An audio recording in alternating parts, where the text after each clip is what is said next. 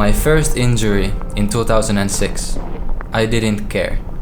Few months healing process from a broken toe. First training after that injury and I broke my shin bone and ankle from 3 different places. Fracture was serious because the bone was twisted and cracked in a severe way due to bad landing when upper body was still twisting. My name is Vellu Saarela. I'm a professional tricker and I want to continue tricking for at least 20 more years. I was 13 years old and had to stay 6 months without any sports. At that point, it was the hardest time in my life I had ever experienced.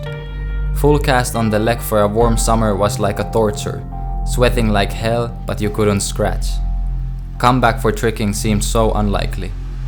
What if I would just keep getting injured? After all, I had only been training for 1 year and already spent half a year off. If it continued like that, I would break my body completely sooner or later. That's a strong feeling inside you when you understand that you can't trick anymore. For an athlete, the time off from your sport is the worst. My sport and goals within it was everything I ever thought about. 6 months is a long time to be not moving, especially for a person who constantly needs to be active and moving in order to have an energy outlet. For many people it is extremely depressing and difficult. Tricking is like a therapy to me. I needed to keep constantly learning and progressing to stay happy, so I was spending my days reading, learning juggling and other circus tricks where one only needs hands. Haunted by the thought that I cannot get back to tricking because the closest people to me told it seemed too dangerous. That experience shaped my future. After 4 months of rehabilitation and all in all 6 months break from sports, walking on crutches, I started slowly to get back into kicks, flips and twists. Slowly and carefully. 6 months gave me enough time to think. I wanted to come back. I wanted to break my own limits and show myself and the world what I'm capable of. At first my legs and whole body felt so weak after a long break. My mind was scared of the new challenges. But I knew I was gonna come back without any injuries. Strong willpower and belief just was needed. And I did, now jumping more than 10 years without serious injury and still going strong.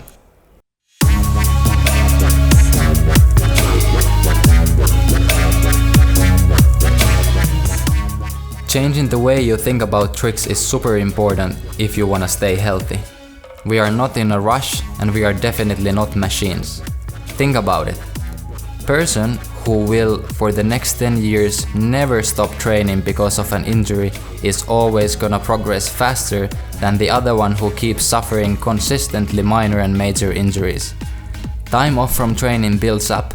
Every time you come back you need lots of training and time to even reach your old level of skills. Plus, the risk of hurting yourself again keeps getting higher and higher, especially when you break your joints too many times. Lots of new athletes in our sport seem to rush for new moves like there is no tomorrow. Recklessly throwing their bodies in the air and hoping for the best. Our limit-breaking culture has taken its toll, and even some of the greatest names in the game ever must have stopped tricking completely due to serious injuries. It hurts me. Me, just like most of the other trickers as well, learned everything on my own without a coach. Lots of trickers think that pain is normal and part of the sport. I also used to think so, but not anymore. What about the long run? Do you still want to be able to fly in the air when you're gonna be 40, 50, 60, 70? I do.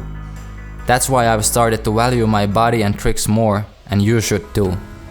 Don't try new moves if you're not 100% confident with all the prerequisites needed for it. Learning new skills is all about baby steps, especially in the world of sports where the risk of hurting yourself is always there. Warm up, stretch, keep your mind laser focused at training and condition your body. Work on your weaknesses. I hope to see people from our generation of trickers training for decades to come. Safely, but intense. Listening to their bodies and respecting the tricks in the way they should be respected. Better to be healthy and slow learner than crippled person who managed to land triple cork once.